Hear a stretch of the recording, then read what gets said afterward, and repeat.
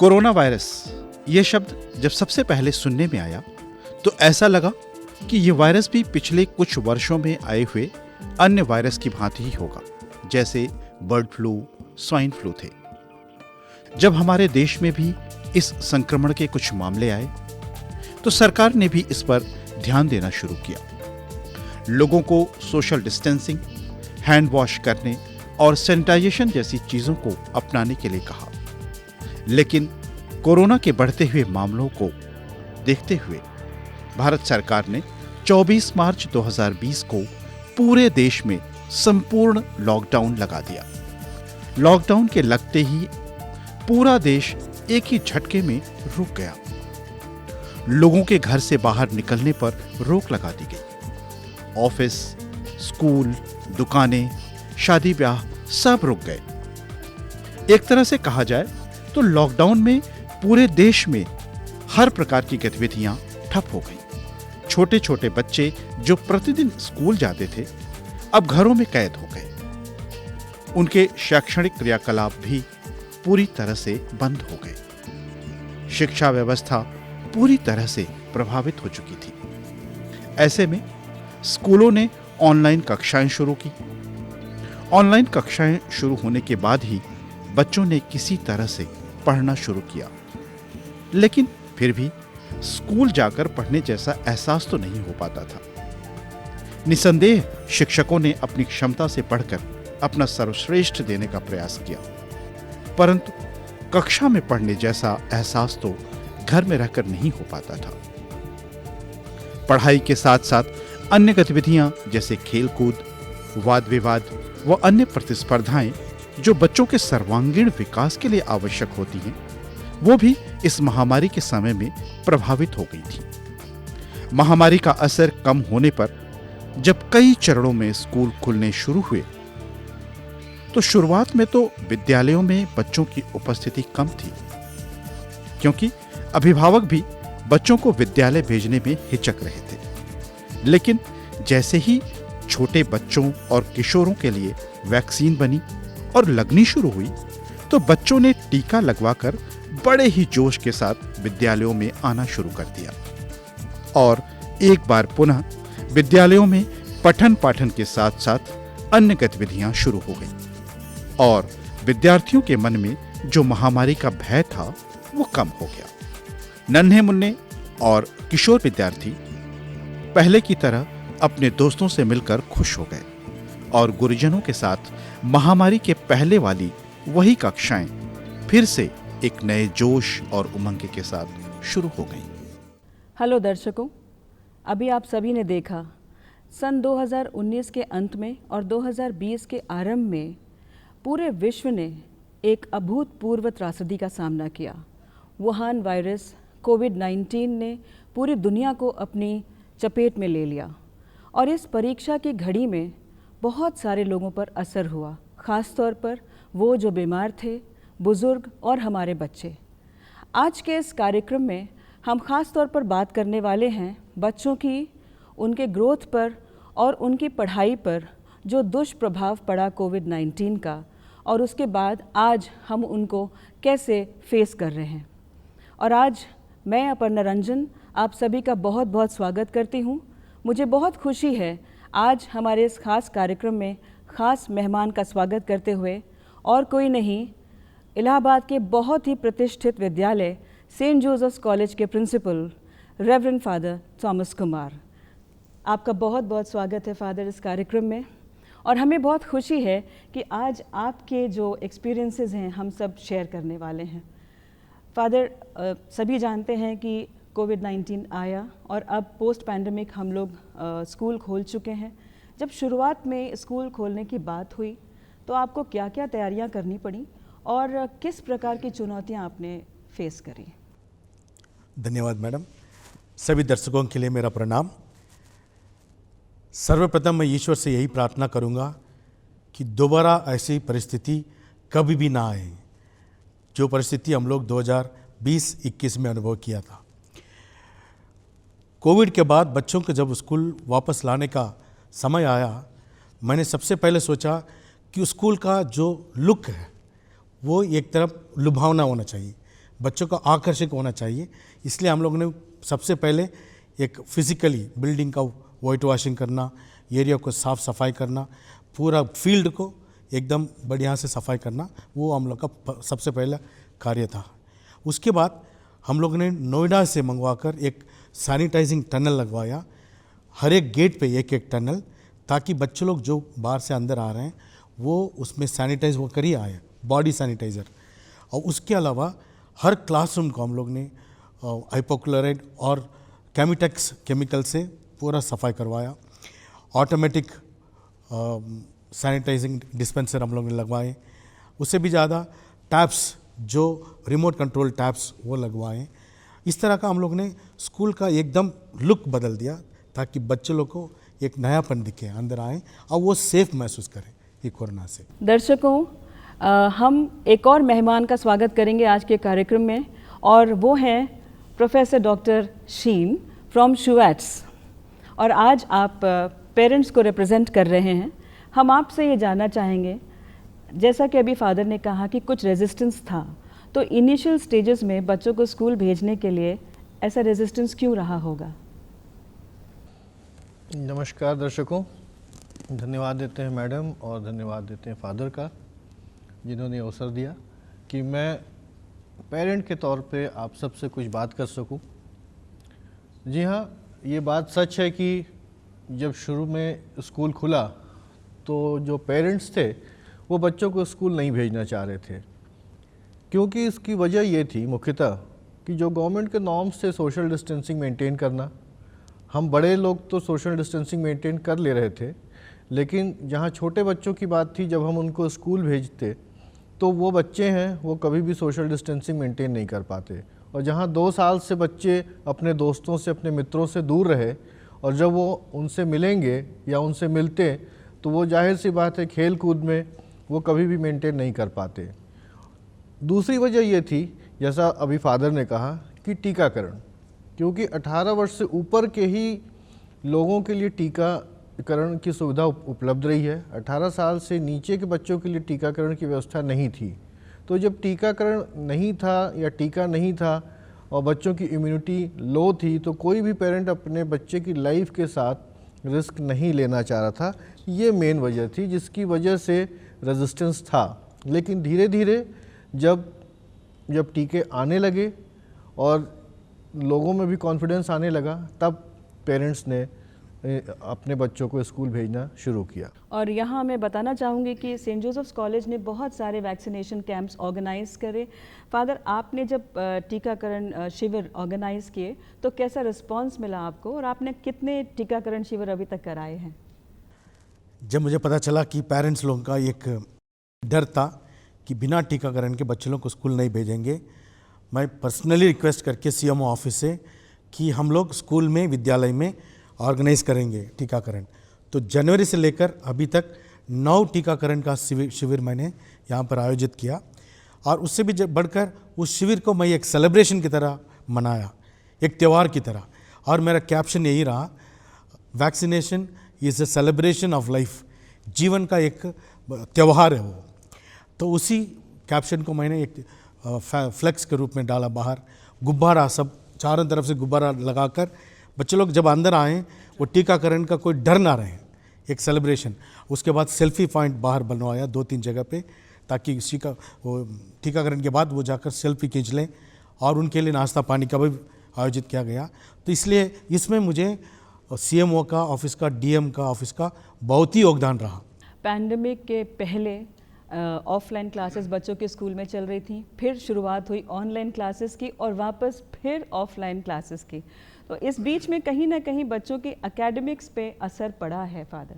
तो आपके सामने किस प्रकार की चुनौतियां आई बच्चों की पढ़ाई लिखाई को लेकर के? ये ऑफलाइन बच्चे लोग एलकेजी से लेकर ऑफलाइन ही पढ़ते आए हैं, कम से कम 10-12 साल बड़े बच्चे लोग, और शुरू से ही ऑफलाइन में ही थे सब लोग, वही उन लोग एक सीखा। लेकिन जब ऑनलाइन की बात आई, ना टीचर लोग तैयार थे उसके लिए, ना बच्चे तैयार थे। और एक छोटा सा मोबाइल स्क्रीन में पाठ पढ़ना, वो उसको लिखना, समझना और टीचर लोग को सुनना, वो सब नहीं हो पा रहा था शुरुआती दौर में।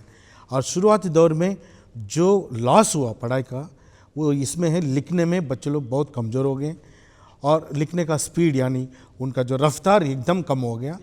और उसके अलावा बातचीत करने का, क्योंकि वो कुछ किसी से बात ही नहीं कर पा रहे थे बच्चे लोग, और उससे उनका जो कॉन्वर्सेशन जो बोलते हैं कम्युनिकेशन स्किल बहुत ही कम हो गया था। तो एकेडमिक्स के साथ साथ रेवरेंड फादर ये भी पाया गया कि बच्चों के बिहेवियर, शिष्टाचार, व्यवहार में भी कुछ फ़र्क आया, डिसिप्लिन में कुछ फ़र्क आया। जी, वो चिंता का विषय था। अप्रैल में जैसे स्कूल खुला था, जो आपस में खेलते थे, आपस में बैठते थे, वो एक दूसरे से अजनबी जैसे व्यवहार करने लगे। हर चीज़ के लिए लोग गुस्सा हो जाते, उनको चिड़चिड़ापन बहुत आता था और वो स्कूल गेट के बाहर देखने को मिला। तो मैंने सोचा कि कहीं ना कहीं स्पेशली कुछ बच्चों में जो 13 साल से 15 साल की उम्र के बीच में थे, वो तनावपूर्ण महसूस हो रहे थे। हर बात के लिए गुस्सा, हर बात के लिए लड़ाई करने के लिए तैयार हो जा रहे थे, वायलेंट हो गए थे। तो मैंने उसका एनालाइज किया, तब हमने सोचा कि हो सकता है इन लोग का जो घर पे अकेलापन था और जो खेल कूद से दूर थे इन लोग, वो सब एनर्जी अभी नेगेटिव एनर्जी कन्वर्ट हो गया। तो सबसे पहले उसको निकालने के लिए मैंने स्पोर्ट्स एंड गेम्स पर जोर दिया। Inter class matches, inter section matches, football, यहाँ तक कि एथलेटिक मीट मैंने अप्रैल में करवाया।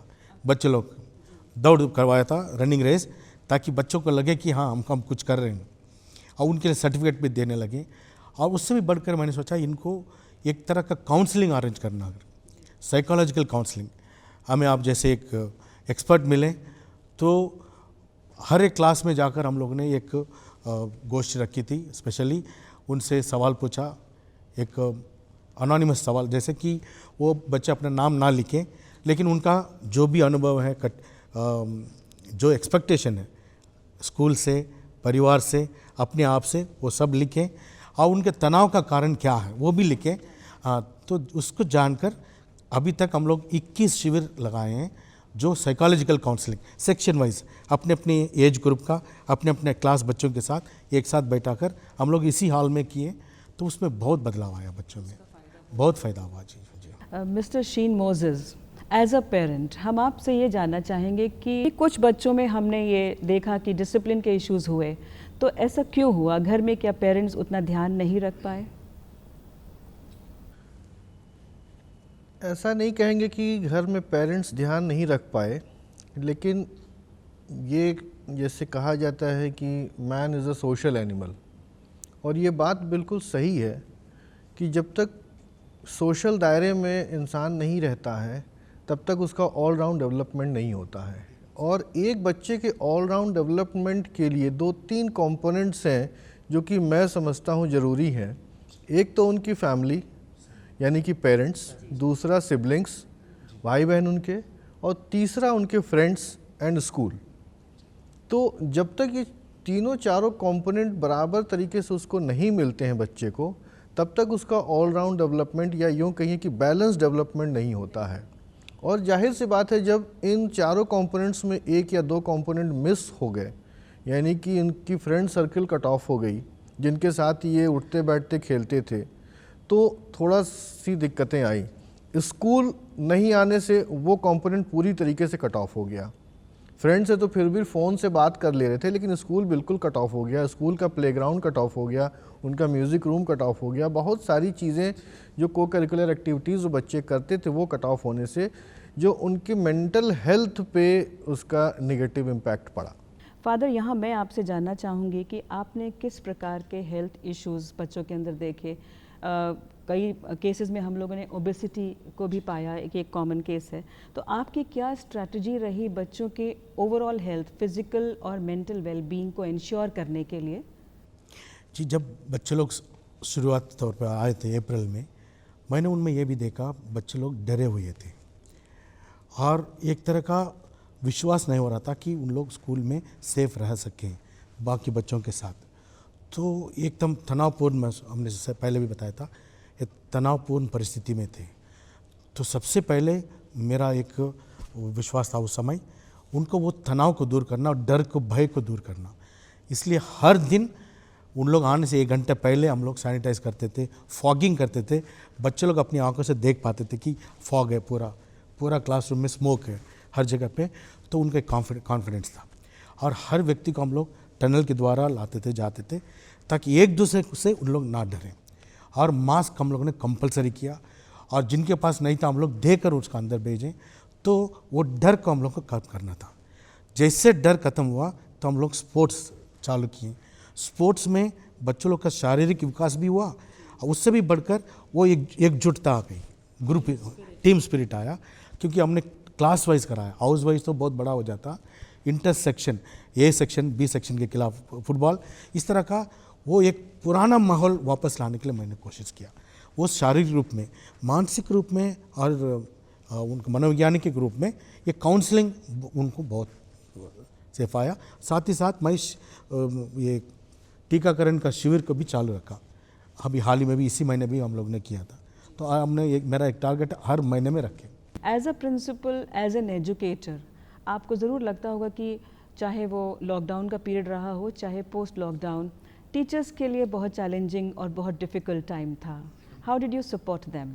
ये 26 साल के मेरे एक्सपीरियंस में as a principal and as a teacher, I myself was a teacher and educator, covid समय में जो परिस्थिति आई थी वो ऐसे कभी नहीं देखा। तो मैं हमेशा लोगों से मजाक करता था, बोलता था कि मैं कोविड प्रिंसिपल हूँ करके, इसलिए कि उस दौरान मैंने देखा टीचर्स लोग जिनको कंप्यूटर में उन लोग को उतना नॉलेज नहीं था, लेकिन इतना कम समय में कंप्यूटर सीखकर, और हमने माइक्रोसॉफ्ट टीम्स इंट्रोड्यूस किया शुरुआत से ही, उसको सीखकर ऑनलाइन में सीखना, और उसके बाद बच्चों को उसी के द्वारा सिखाना, बहुत जल्दी उन लोग सीख लिए। मतलब मैं कहना चाहूँगा एक शब्द में, तो I am proud of my teachers, कि एक दिन भी बिना छुट्टी लिए, बीमारी में भी, और उन लोग आइसोलेट भी हो चुके थे, वहाँ से भी लैपटॉप ले जाकर वहाँ से बच्चे लोग को पढ़ाते थे। कितने टीचर लोग पढ़ाते पढ़ाते नीचे गिर जाते थे, बेहोश हो जाते थे, लेकिन उन लोगों ने कभी नहीं छोड़ा, क्योंकि स्कूल का नाम किसी भी कीमत पर उन लोग नीचे नहीं गिराना चाहते थे।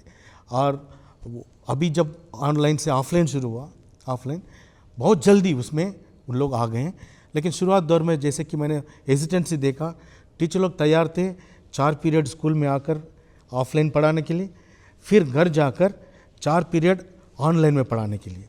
उसमें बहुत सारे इश्यूज़ थे, नेटवर्क इश्यूज़ बहुत, क्योंकि उसमें वीडियो ऑडियो दोनों था, वो 50 MBPS की ज़रूरत थी। उन लोगों ने सब लगवाया, सब कुछ किया, ताकि बच्चों लोग को कोई नुकसान ना हो। शुरू में इंटरनेट के भी प्रॉब्लम्स रहे, मोबाइल फ़ोन, सबके पास स्मार्टफोन्स नहीं थे, एंड्रॉयड फ़ोन्स नहीं थे, सब कुछ बच्चों के पास नहीं होने की वजह से सारे बच्चे शायद कर भी नहीं पा रहे थे। तो धीरे धीरे ये सारी चीज़ें हुई, लेकिन टीचर्स ने हार नहीं मानी। इसमें एक और चीज़, मैं वो टीचर्स को, पेरेंट्स लोगों को भी, टीचर्स के परिवार के लोगों को भी धन्यवाद देना चाहता हूँ, क्योंकि घर होता है, उसमें बच्चे हैं, बुजुर्ग लोग हैं, सबको लोग हैं, लेकिन जिस कमरे में टीचर पढ़ाती थी कोई भी डिस्टर्ब नहीं करता था। 4 पीरियड अगर टीचर पढ़ा रही है, कोई डिस्टर्बेंस नहीं, तो सारा परिवार टीचर के साथ सहयोग करता था। उसी प्रकार बच्चे भी टीचर लोग को सहयोग करते थे। कहीं टीचर लोग अटक जाते थे बीच में, टेक्निकली बच्चे लोग बोलते थे मैम उसको दबाइए, मैम इसको करिए, मैम वो ऑन करिए, इसको ऑफ करिए। तो एक सामूहिक तौर पर मैंने कोऑपरेशन देखा है, सहयोग देखा। और यही वजह रही शायद कि एकेडमिक इम्प्रूवमेंट धीरे धीरे अब और हो रहा है, और स्कूल खुले हुए करीब 8 महीने हो चुके हैं, और इस समय आपको ऐसा लगता है कि हाँ इम्प्रूवमेंट हुआ है? जी, बहुत ही इम्प्रूवमेंट हुआ। मुझे तो ऐसे लग रहा था कि बच्चे लोग तरस रहे थे स्कूल आने के लिए। तो जैसे स्कूल खुला, जैसे बच्चे आ गए, मानिए कि जैसे पहले दिन से, जुलाई के बाद बच्चे लोग एकदम चालू हो गए इंटर हाउस गेम्स के लिए। आप लोग विश्वास नहीं करेंगे, सवेरे 5 बजे हमारा बच्चे स्कूल में आ जाते हैं फुटबॉल खेलने के लिए। फुटबॉल का शिविर होता 5 बजे, और शाम को बास्केटबॉल ख़त्म होता 7:30 बजे, तब तक स्कूल में रहते हैं। इतना समय, जो पहले आने के लिए डरते थे, अभी पहले गेम्स, खेल कूद, उसके बाद नहाकर क्लासरूम में आकर बैठ जाना, फिर क्लासरूम के बाद, क्लास के बाद 1-1:30 बजे क्रिकेट और बास्केटबॉल खेल कर एथलेटिक्स प्रैक्टिस करके जाना। तो वो जो मिसिंग था वो वापस आ गया। ये मैं टीचर्स डे का प्रोग्राम देखकर कह सकता हूँ कि बच्चे लोग ने इतना अच्छा टीचर्स डे प्रोग्राम ऑर्गेनाइज़ किया कि वो 2 साल एकदम बीता हुआ साल भूल ही जाइए उसके।